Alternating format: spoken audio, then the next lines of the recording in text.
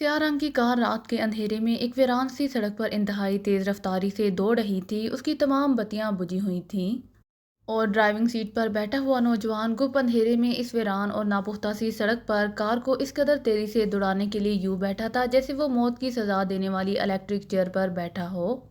और किसी भी लम्हे इस चेयर में दौड़ने वाला करंट उसकी ज़िंदगी का खात्मा कर देगा। स्टीयरिंग उसके मजबूत हाथों में इतनी तेज़ी से घूमता कि साथ बैठा हुआ आदमी हैरत से स्टीयरिंग को देखने लगता कि आखिर वो अब तक टूट क्यों नहीं गया। पिछली सीट पर एक और आदमी बैठा हुआ था जिसने स्याह रंग का ओवरकोट और सर पर स्याह रंग की फ्लैट पहन रखी थी।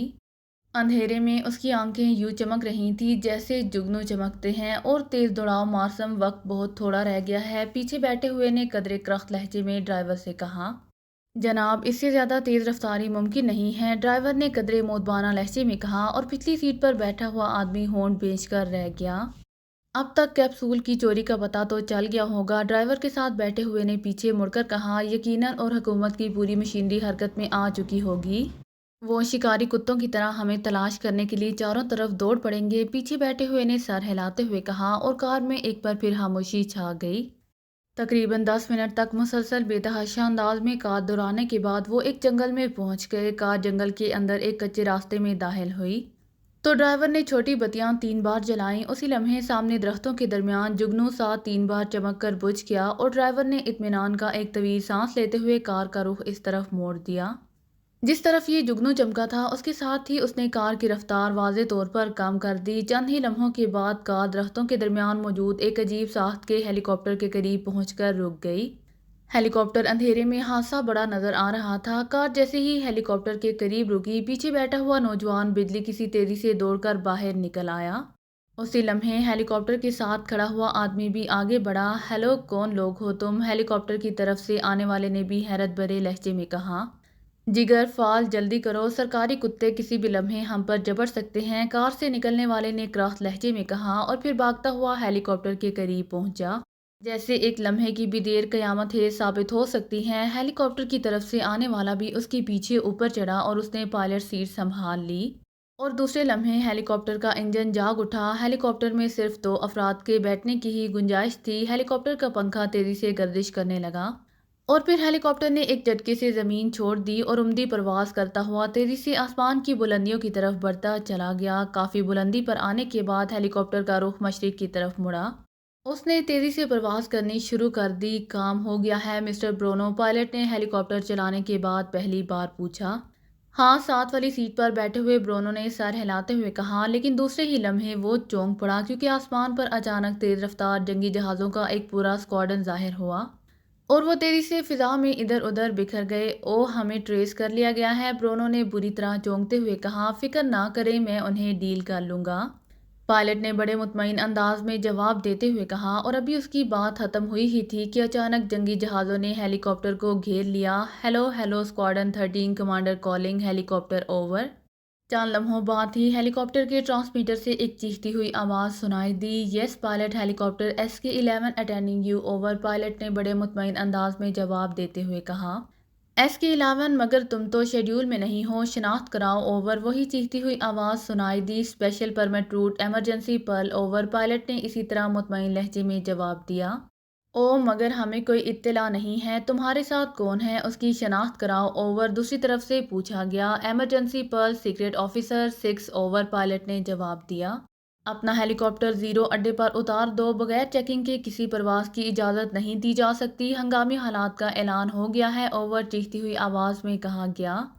सॉरी, पर्ल रूट में तब्दीली नहीं हो सकती ओवर, पायलट ने भी क्रख्त लहजे में जवाब दिया। मैं सिर्फ 10 तक गिनूंगा, हेलीकॉप्टर मोड़ लो वरना हिट कर दिया जाएगा, it is final order 1-2 commander की तरफ से इंतहाई सख्त लहजे में कहा गया और इसके साथ ही गिनती शुरू हो गई। हम कहाँ हैं? ब्रोनो ने बेचैन से लहजे में पूछा।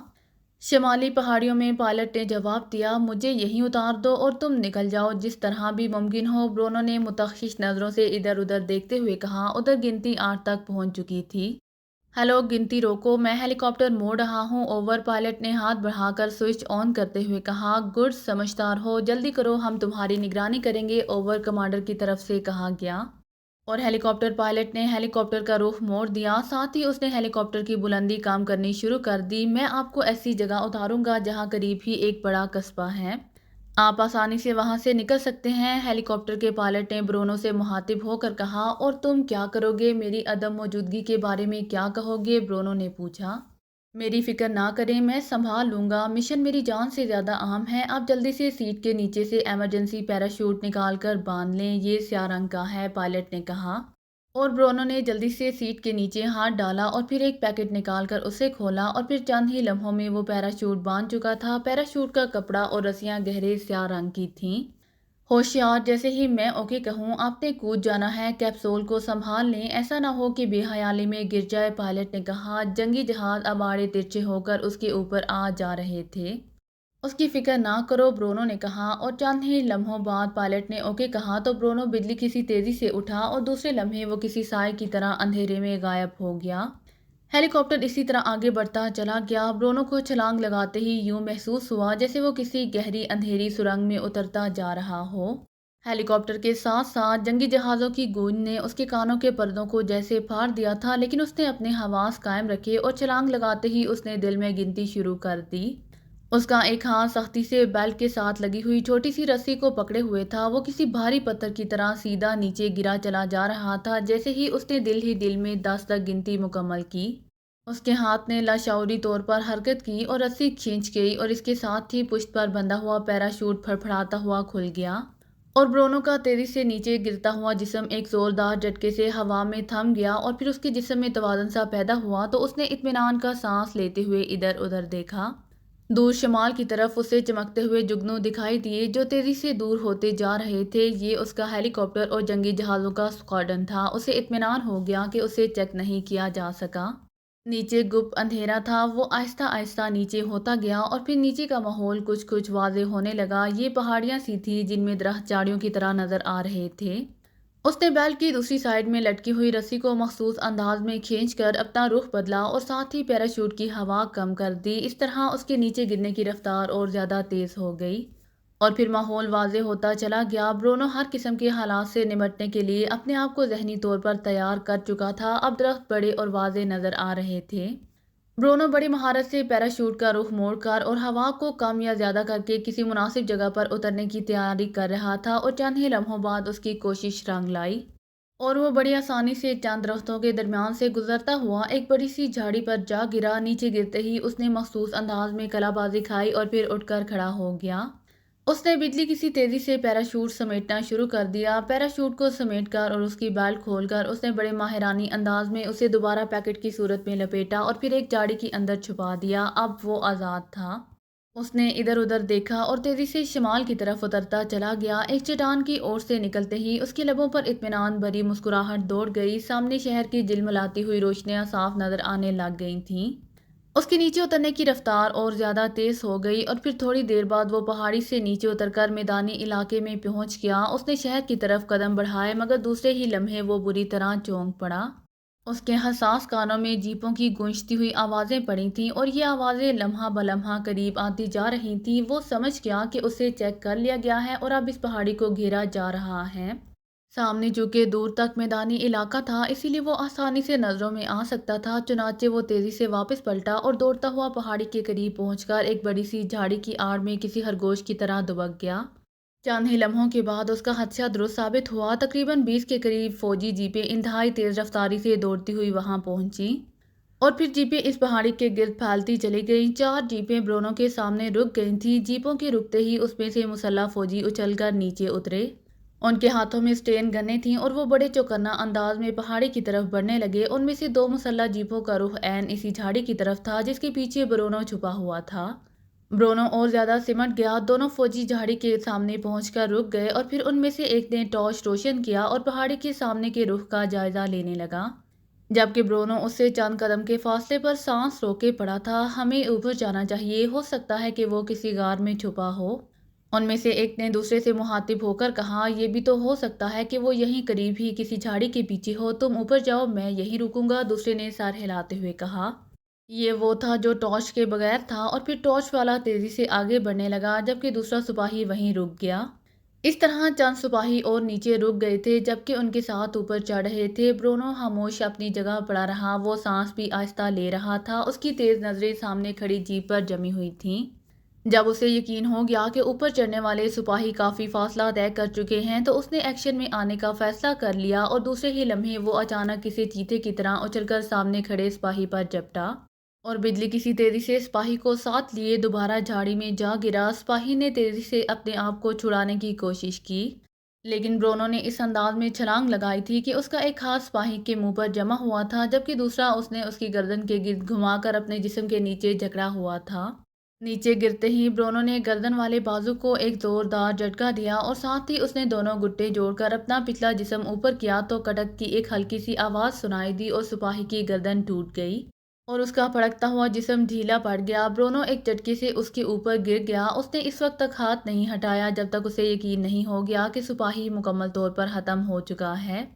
یہ اس کی حیرت انگیز کامیابی تھی کہ اس نے ذرا برابر بھی آواز پیدا کیے بغیر اپنا مقصد پورا کر لیا تھا۔ برونو نے سپاہی کی لاش پر لیٹے لیٹے آہستہ آہستہ کروٹ بدلی اور پھر سپاہی کو کھینچ کر جھاڑی کی اوٹ میں ڈال کر اس نے جلدی سے اس کا خاکی رنگ کا اوور کوٹ اتارا اور اسے وہیں لیٹے لیٹے اپنے اوور کوٹ کے اوپر کھینچ کھانچ کر پہن لیا۔ فلیٹ کو موڑ کر اس نے طے کیا اور سپاہی کی لوہے کی ٹوپی اتار کر اس نے طے شدہ فلیٹ ہیڈ کے اوپر جما لیا۔ اب وہ اندھیرے میں ایک سپاہی ہی نظر آ رہا تھا۔ اس نے جلدی سے سپاہی کی گن اٹھائی اور ایک جھٹکے سے کھڑا ہو گیا۔ دور دور تک پھیلے ہوئے سپاہی اس کی طرف متوجہ ہی نہیں تھے، وہ سب اوپر دیکھ رہے تھے جہاں اب ٹارچیں جگنوں کی طرح چمک رہی تھیں۔ برونو چند لمحے وہاں کھڑا رہا، پھر ایک جھٹکے سے مڑا اور تیزی سے سامنے کھڑی ہوئی ایک جیپ کی طرف بڑھتا چلا گیا۔ اس کے چلنے کا انداز فوجیوں جیسا تھا۔ تم کیوں آ گئے؟ اسی لمحے جیپ سے ایک نوجوان نے سر باہر نکالتے ہوئے برونو سے پوچھا، لیکن برونو کوئی جواب دیے بغیر تیزی سے چلتا ہوا جیپ کے قریب پہنچ گیا۔ پھر اس کے ہاتھ میں موجود سٹین گن نے جھٹکا کھایا۔ برونو نے اسے اچھال کر نال سے پکڑ لیا۔ جیپ سے سر نکالتے ہوئے نوجوان جو ڈرائیونگ سیٹ پر بیٹھا تھا حیرت سے یہ عجیب و غریب کھیل دیکھ رہا تھا۔ یہ کیا کر رہے ہو؟ نوجوان نے حیرت بھرے انداز میں کہا، لیکن دوسرے ہی لمحے اس کے حلق سے ایک ہلکی سی چیخ نکلی اور سٹین گن کا بٹ پوری قوت سے اس کی کھوپڑی پر پڑا اور اس کا آدھا جسم جیپ سے باہر لٹک گیا۔ برونو نے بجلی کسی تیزی سے اسے کھینچ کر باہر نکالا اور پھر اچھل کر جیپ پر چڑھ بیٹھا۔ کیا ہو رہا ہے؟ کیا ہوا اکبر؟ اچانک ارد گرد والی جیپوں سے آوازیں برآمد ہوئیں۔ شاید ان جیپوں میں موجود ڈرائیور دھماکہ اور چیخ کی آواز سن کر ڈرائیور کو پکار رہے تھے، لیکن برونو نے جیپ میں بیٹھتے ہی اگنیشن آن کیا اور دوسرے ہی لمحے جیپ تیزی سے پیچھے ہٹی اور پھر اس کے ٹائروں نے چیختے ہوئے موڑ کاٹا اور اڑتی ہوئی میدانی علاقے میں دوڑتی چلی گئی۔ برونو بڑے مطمئن انداز میں جیپ بھگائے جا رہا تھا۔ سائیڈ مرر پر اس کی نگاہیں جمی ہوئی تھیں۔ تھوڑی دور آنے کے بعد اس نے جیپوں کو مڑتے اور اپنے پیچھے آتے ہوئے دیکھا تو اس کے لبوں پر ایک تلخ سی مسکراہٹ ابھر آئی۔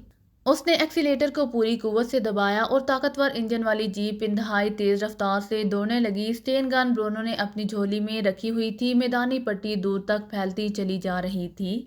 پیچھے آنے والی جیپوں کے ہیڈ لائٹ اب روشن ہو گئے تھے اور وہ لمحہ بلمحہ نزدیک آتے جا رہے تھے۔ برونو سمجھ گیا کہ وہ اب ہر صورت میں اسے گھیرنے پر تل گئے ہیں اور یہ بھی ہو سکتا تھا کہ ان کے انجن زیادہ طاقتور ہوں۔ بہرحال فاصلہ اب گھٹتا جا رہا تھا اور اس کے پیچھے 10 کے قریب جیپیں تھیں۔ برونو جیپ چلاتے ہوئے ان پر فائر بھی نہ کھول سکتا تھا، جبکہ وہ اس کے پچھلے ٹائر آسانی سے برسٹ کر سکتے تھے۔ اسی لیے برونو نے فوراً ہی ان سے نمٹنے کے لیے ایک اور تجویز سوچی اور اس نے جیپ کی رفتار یکلحد کم کر دی اور ساتھ ہی وہ انجن کو جھٹکے دینے لگا جیسے اچانک انجن میں خرابی پیدا ہو گئی ہو۔ اس نے کوٹ اتارا اور پھر تیزی سے آگے کی طرف دوڑنے لگا۔ سٹین گن ابھی تک اس کے ہاتھ میں تھی۔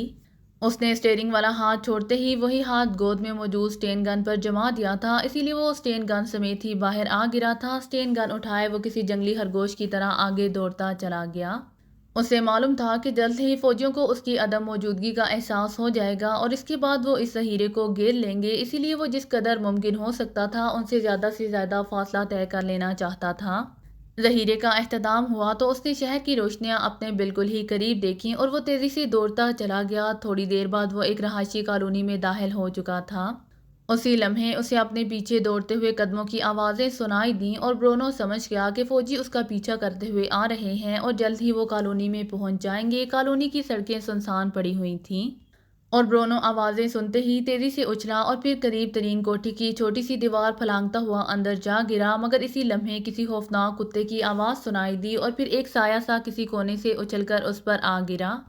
یہ ایک کتا تھا۔ اس نے برونو کی گردن پر دانت جمانے کی کوشش کی تھی، لیکن برونو اچانک حملے کی وجہ سے نیچے گرتے ہی تیزی سے پلٹا اور دوسرے ہی لمحے کتے کو وہ اپنے مضبوط ہاتھوں میں پکڑ چکا تھا۔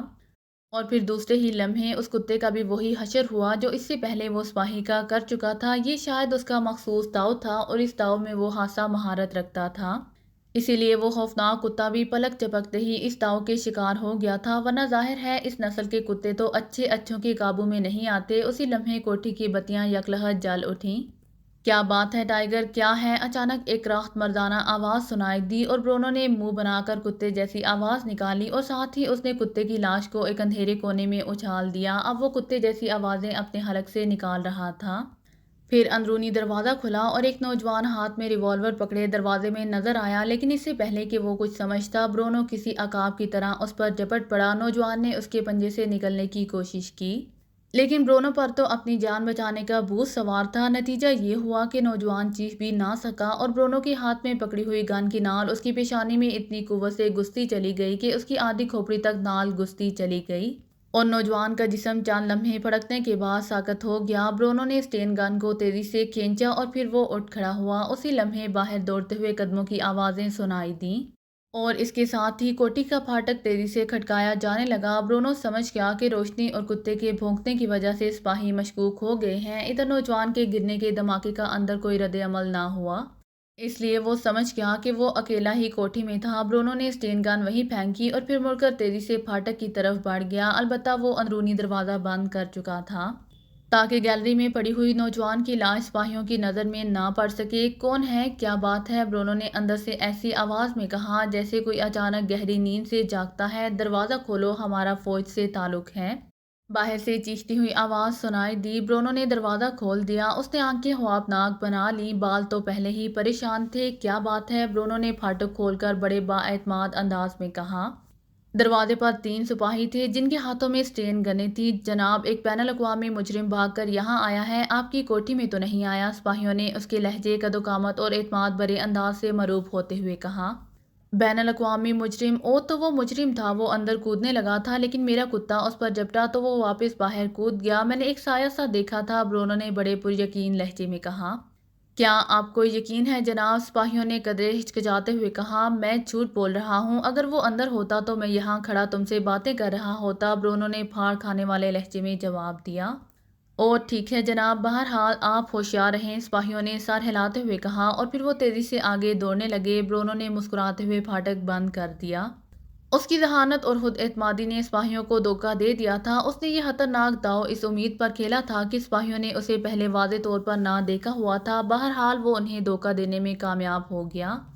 حالانکہ اگر وہ عقل استعمال کرتے تو وہ یقیناً اس سے مشکوک ہو جاتے کہ نیند سے اٹھ کر آنے والا آدمی کبھی اس طرح مکمل لباس میں باہر نہیں آ سکتا۔ اسے تو سلیپنگ سوٹ میں یا زیادہ سے زیادہ سلیپنگ گاؤن میں ہونا چاہیے تھا، لیکن ظاہر ہے ایک تو وہ عام سے سپاہی تھے اور پھر ایسے حالات میں جب کہ انہیں مجرم کے نکل جانے کا خطرہ ہو۔ اتنی باریک باتوں کا انہیں کہاں خیال آ سکتا تھا؟ برونو تیزی سے واپس مڑا اور اندرونی دروازہ کھول کر گیلری کے اندر آ گیا۔ نوجوان کی بھیانک لاش اسی طرح برآمدے میں پڑی ہوئی تھی۔ اس کی پیشانی میں سوراخ تھا جس سے خون نکل کر لوتھڑوں کی صورت میں جم گیا تھا۔ شکریہ نوجوان، تم نے اپنی جان دے کر میری جان بچا لی ہے۔ برونو نے بڑے مطمئن انداز میں ایک طرف پڑی ہوئی اپنی اسٹین گن اٹھائی اور اس کی خون میں لتھڑی ہوئی آدھی نال کا اس نے نوجوان کے سلیپنگ گاؤن سے صاف کرنا شروع کر دیا۔ اس کے بعد دروازہ بند کر کے وہ تیزی سے اندر کی طرف بڑھا، لیکن دوسرے ہی لمحے ٹھٹک گیا۔ گیلری کے درمیان میں اسے سوئچ بورڈ نظر آ گیا تھا جس پر 2-3 بٹن پریس ہوئے نظر آ رہے تھے۔ برونو نے بٹن آف کر دیے اور اس کے ساتھ ہی گیلری کے دروازے کے اوپر موجود روشن دان تاریک ہو گیا۔ اس نے سر ہلا دیا، وہ سمجھ گیا تھا کہ باہر جلنے والی بتیاں بجھ گئی ہیں۔ وہ تیز تیز قدم اٹھاتا آگے بڑھا اور پھر ایک کھلے ہوئے دروازے کے اندر نائٹ بلب جلتا دکھائی دیا، ساتھ ہی میز پر موجود ٹیبل لیمپ جل رہا تھا اور رضائی ایک طرف پڑی ہوئی تھی۔ برونو اندر داخل ہوا، وہ سمجھ گیا تھا کہ نوجوان اس کمرے میں سو رہا تھا کہ کتے کے بھونکنے کی آواز سن کر وہ باہر نکلا تھا۔ برونو نے سوئچ آن کیا تو اسے ڈریسنگ روم کا عقبی دروازہ نظر آ گیا۔ وہ یہ دروازہ کھول کر اندر داخل ہوا اور پھر اسے الماری میں لٹکے ہوئے مختلف رنگوں کے سوٹ نظر آ گئے۔ برونو نے جلدی سے اپنا لباس اتارنا شروع کر دیا، چونکہ اس کا قد-و-قامت اور جسامت تقریباً اس نوجوان سے ملتے جلتے تھے جس کی کوٹھی پر اس وقت وہ موجود تھا۔ اس نے لباس بدلنے کا ارادہ کیا، کیونکہ اسے معلوم تھا کہ لیبارٹری سے اس کا حلیہ اور لباس کی تفصیلات چیکنگ پارٹی کو ضرور مہیا کی جائیں گی۔ تھوڑی دیر کے بعد وہ نئے لباس میں تھا۔ اس نے اپنا کوٹ اٹھایا اور اس کے اندرونی استر میں ایک جگہ اپنی 2 انگلیاں ڈال کر اس کا استر بے دردی سے پھاڑ دیا اور پھر اپنا ہاتھ اندر ڈال دیا۔ چند لمحوں بعد جب ہاتھ باہر نکلا تو اس میں ایک چھوٹی سی ڈبیا موجود تھی۔ اس نے ڈبیا کا ڈھکن کھولا۔ ڈبیا کے اندر ایک نیلے رنگ کا چھوٹا سا کیپسول موجود تھا۔ کیپسول کو دیکھتے ہی برونو کی آنکھوں میں تیز چمک لہرائی اور اس نے جلدی سے ڈبیا کا ڈھکن بند کر دیا۔ اگر آپ کو میری ویڈیو پسند آئے تو please like, share and subscribe کرنا مت بھولیے گا۔ جزاک اللہ۔